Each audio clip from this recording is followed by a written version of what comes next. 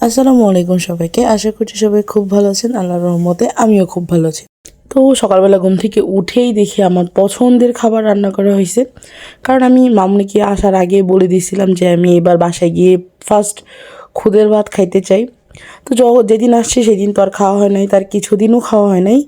তার 3 দিন পরে আমার জন্য এই খাবারটা রান্না করছে।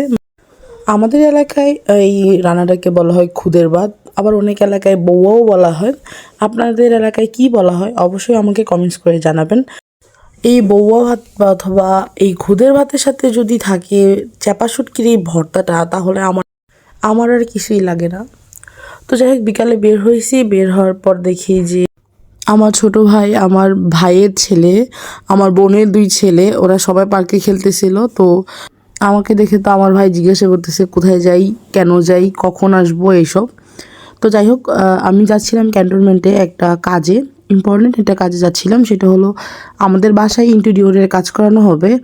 ওই কাজের মধ্যে যে বোর্ডটা আমরা ইউজ করব সেটার জন্যই আমরা যাচ্ছিলাম, মানে দেখতে যাচ্ছিলাম বোর্ডটার কোয়ালিটি অ্যান্ড কালার সব কিছু মিলিয়ে। আমরা সেদিন অ্যাকচুয়ালি বোর্ড দেখার জন্য বাসা থেকে বের হয়েছি। আর সেদিনের ওয়েদারটা এত ভালো ছিল যে হাঁটতেছিলাম, দুজনে মিলে প্ল্যান করলাম হাইটে হাইটে তারপরে ক্যান্টনমেন্টের দিকে যাই। তো এই যে আমি আমার কিছু ভিডিও ক্লিপ নিচ্ছিলাম। এটা ক্যান্টনমেন্ট এরিয়ার ভিতরে, মানে সেনানিবাসের ভেতরে আর কি। তো এই রোডটা মেডিকেল রোড থেকে একটু পাশে, আন্ডারগ্রাউন্ড রোড। এই রোডটা বেশিরভাগ সময় ফাঁকা থাকে, তাই আমার এই রোডটা খুবই পছন্দ।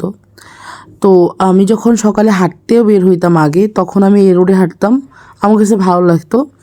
আর এখনও যখন আমি হাঁটি তখনও আমার ভালো লাগে, যে কোনো টাইমে আমার এই রাস্তাটা দিয়ে হাঁটতে অনেক ভালো লাগে।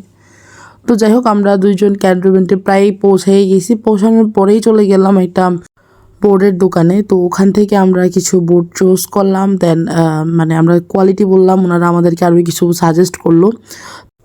তারপর ওনারা আমাদেরকে কি মিস্ত্রি দিবে বা কত তারিখে আমরা কাজ করাবো, কিভাবে করাবো, আমরা যেখানে ইন্টেরিয়রে কাজ করাবো ওই জায়গাটার মাপ, তারপর আরও অনেক কিছু ওনারা জিজ্ঞাসা করলো, যেটা আমরা সব কিছু জানায় কথাটা তো বলে আসলাম।